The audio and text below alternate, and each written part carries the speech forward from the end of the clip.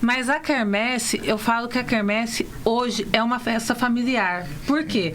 Até em questão de custo. Como a igreja ela recebe as doações, o custo dentro da quermesse normalmente é menor. Mas eu queria que você explicasse lá atrás, porque pelo que eu entendi, o termo quermesse começou lá atrás.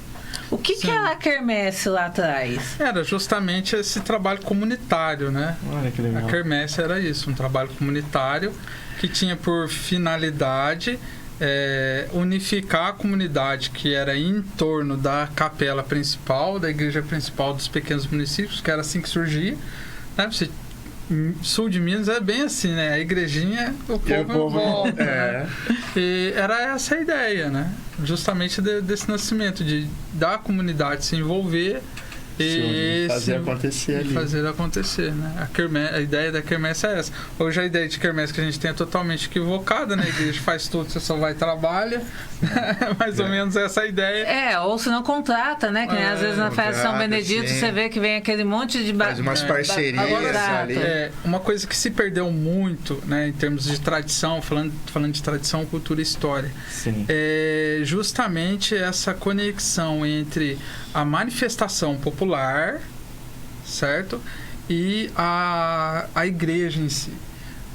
Principalmente questões de gerações. Eu falo isso, por exemplo, minha família. Meu avô foi de Folia de Reis, tradição de Folia de Reis, tocava Você não tem cara de quem vai pra Folia de Reis. Então, ou seja, já foi rompido, né, essa tradição. Então, assim, isso é um pequeno exemplo, né? Hoje, por exemplo, em Guará tem uma coisa bem bacana, que é o Rodrigo Cacá, ele tem um projeto de restauração da tradicional festa de São Gonçalo, que é a manifestação de São Gonçalo, tal qual acontecia antes, né? Ele faz isso dentro do evento cultural porque ele tem a questão dos violeiros de São Gonçalo do Amarante, né? Que convertia as prostitutas através... Então ele tem o projeto que chama Violeiro Sim Senhor, né? E lá tem o catira e tem a dança tradicional, que é a dança de São Gonçalo, né? Aqui em Guaratinguetá. Então ele está tentando resgatar essa tradição. Então quando a gente fala de festa de quermesse, ele era um misto entre a manifestação popular, onde você tinha a festa do divino, folia de reis, congada, tudo acontecendo, né?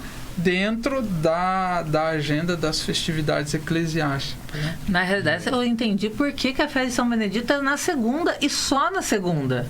Dessa tradição, né? Justamente. Porque a de São Gonçalo era de sexta a domingo.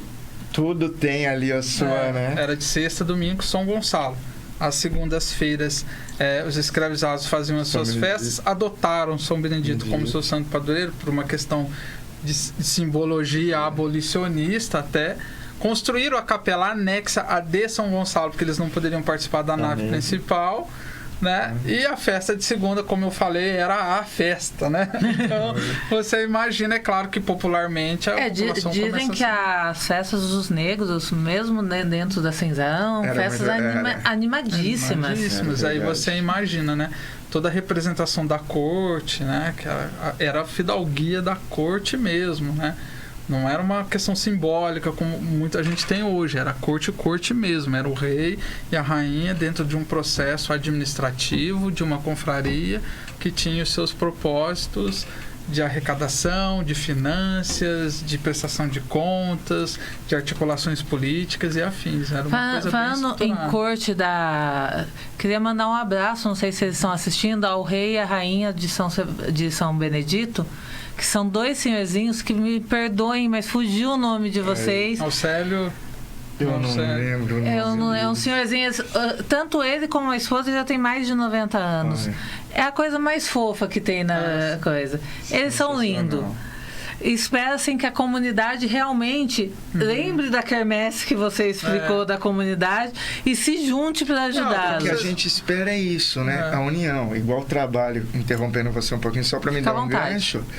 O trabalho da Pascom, que eu estou desenvolvendo ali, nas paróquias que eu faço parte, é tentar resgatar a história das pessoas em torno ali da igreja, para mostrar ali o que acontecia, como que hoje está muito perdido.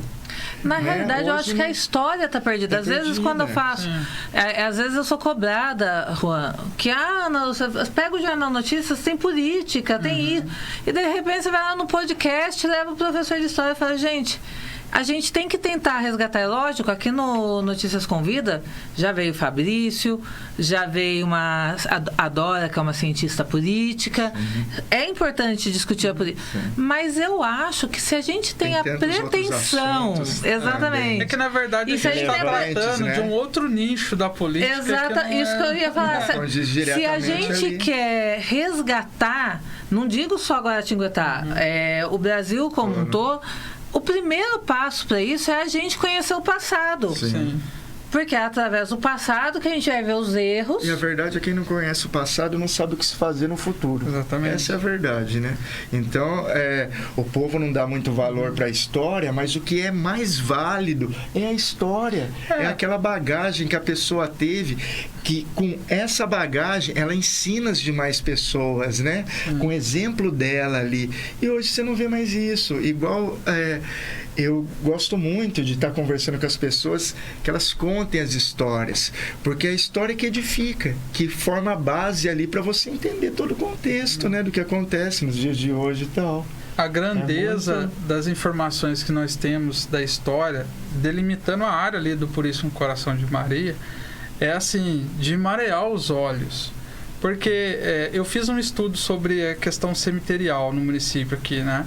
No cemitério Senhor dos Passos, nós temos túmulos do final do século XIX, né, com peças vindas de fora do país. Os cemitérios, eles começam a surgir no final do século XIX, mas a gente está falando que ainda no século XVIII, uma comunidade de escravizados conseguiu fundamentar um cemitério ali do lado da igreja, né? Que é a Praça de São Gonçalo, é um cemitério. Eu não sabia. É um cemitério. Falaram pra mim, eu também não acredito. Eu falei, e os negros eram enterrados ali. Você tem noção disso no século XVIII? Isso faz com que os livros sejam reescritos. Né? Que é aquilo que a gente estava falando antes de começar. Porque a gente está falando de uma fraternidade dos homens pretos cativos de São Benedito, que muito antes da oficialização das ideias dos cemitérios, já tem dentro da sua irmandade os seus afiliados com espaços garantidos para sepultamento. Mas é que assim, eu acho que o sepultamento eu entendo como um respeito.